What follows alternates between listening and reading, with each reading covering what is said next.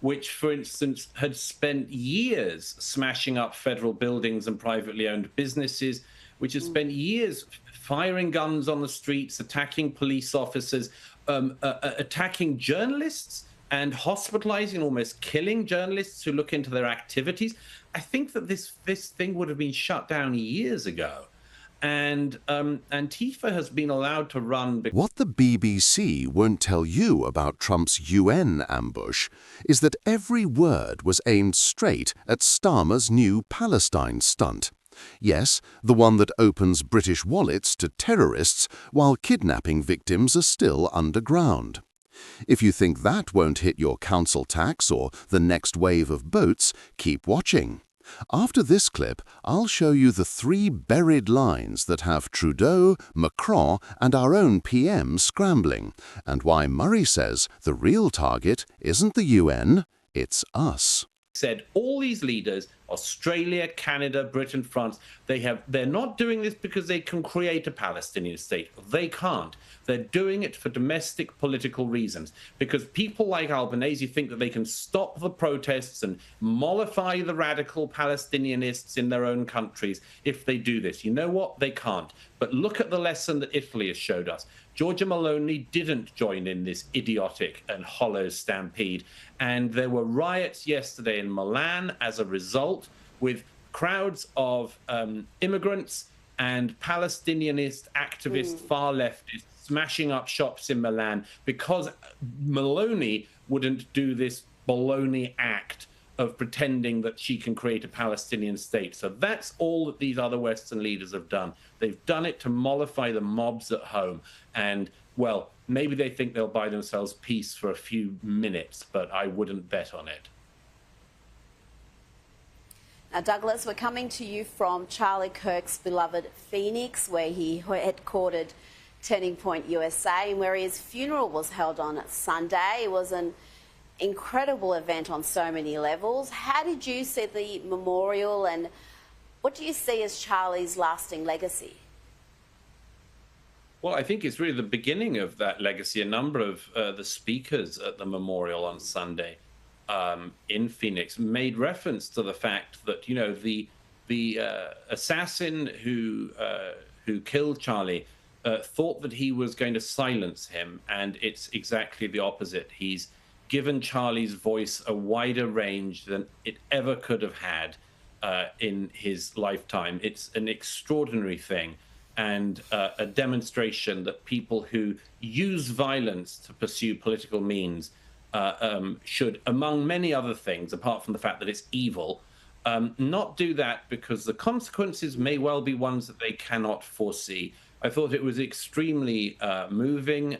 It was a remarkable demonstration of solidarity and support from tens of thousands of people, of course, dominated by Charlie Kirk's widow, Erica, and her remarkable speech. But I also think, Rita, as you've noticed as well, that really one of the striking things was the prominence of the Christian message at the heart of it all.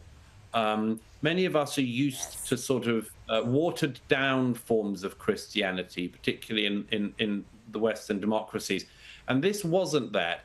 It was literally preaching of the gospel by, Secretary of War Pete Hegseth, by Secretary of State Marco Rubio and others. And I think that legacy is going to be one of the most powerful that Charlie Kirk has not just left behind, but started. Do you see that as important in fighting back for Western values and reaffirming those Judeo-Christian values? Well, it's something I wrote about a lot in The Strange Death of Europe a decade ago, as you mentioned, which is that we are in a complicated place in the history of the West, because what we enjoy and our rights and our liberties and much more come from our Judeo-Christian roots. There's no doubt about that. And anyone who says otherwise is simply trying to retrofit a multicultural model onto our societies. Our liberties and our rights and much more, our freedoms, come from a very specific and unusual, in many ways, religious theological tradition. And the question, as the former Pope Benedict, then Cardinal Ratzinger, pointed out was whether or not Western civilization can survive if it cuts itself off from the roots that gave it birth. That's a question which many people have mulled over in recent years. And in some ways, it's been answered, which is no, that if you completely cut yourself off from your religious roots in the Judeo-Christian West, you end up with weird new wacko religions being founded, whether it's Palestinianism or transgenderism or all of these look at me-isms. And you just sort of create this vacuum into which strange new heresies and beliefs wander. So it's an open question in the West whether there is another way or whether the way back is the one that Pope Benedict talked about, the one that Charlie Kirk obviously believed in, which is that the West should return to its roots. That's a very complicated issue for society, but it's certainly one that we should think about and engage in. And that is a challenge for everyone, I think, believers, non-believers alike, which is whether or not we can recognize the source that has given us what is good in our societies, or whether we just repudiate it, reject it, and see where the winds blow us.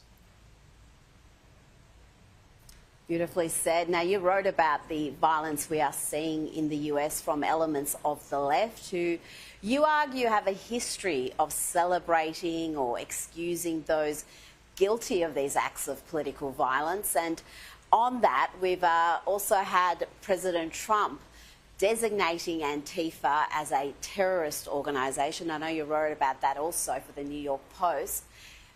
Do you think Antifa deserve to be labelled terrorists? And please just expand on what you're talking about as far as elements of the left having a very permissive attitude to violence. Well, I would play it any other way around, that if there was a group, whether organized at a normal structural level or a sort of slightly more amorphous blob of entities across the country, if there was such a movement that came from the political right, which, for instance, had spent years smashing up federal buildings and privately owned businesses, which has spent years firing guns on the streets, attacking police officers, attacking journalists, and hospitalizing, almost killing journalists who look into their activities, I think that this thing would have been shut down years ago. And Antifa has been allowed to run because too many people have taken it at its word that it is an anti-fascist organization. It isn't. It's a fascist organization. You can tell literally from the way they behave. They dress up in black, they mask their faces, and they beat their opponents to a pulp on the ground in American cities.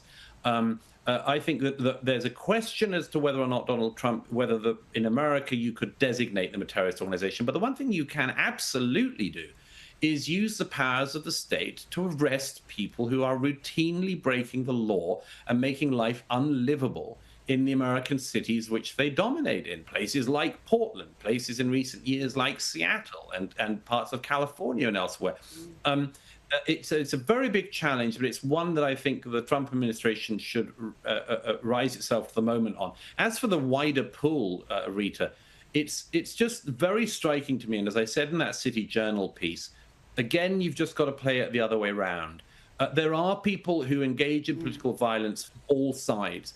But I think it would be surprising if somebody, for instance, involved in terrorism, right-wing terrorism, would find themselves lauded on American campuses and given berths and speaking appointments and much more. And I mentioned there in passing Angela Davis and her own history of radicalism. And she was just honored by Cambridge University in England with an honorary degree. And this is somebody with a putrid record in activism, a disgusting record in activism, and no distinction in academic thought.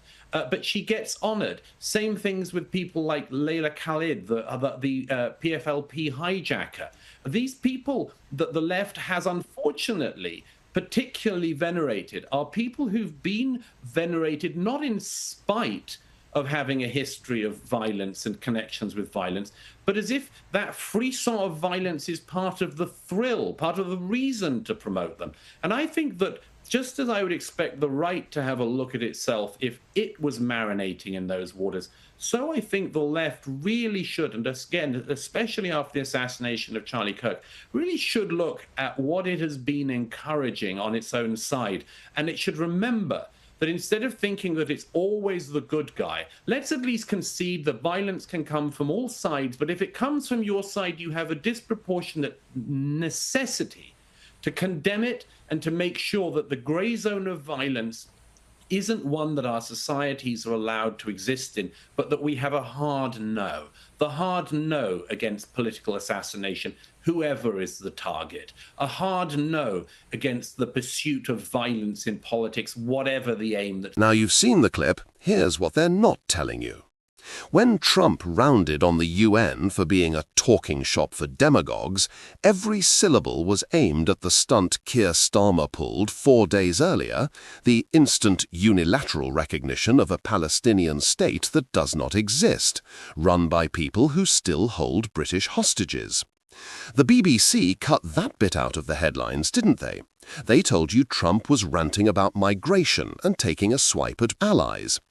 They didn't tell you that the swipe was a precision-guided missile aimed straight at Starmer's virtue signalling, and that the shrapnel is about to land in your council tax bill. Let me show you the 3 buried sentences that have Trudeau, Macron and Starmer scrambling. They come just after Trump says, "Proud nations must be allowed to protect their communities." Sentence 1. "Empty words don't solve wars. Action does." Translation, "Stop handing diplomatic trophies to jihad."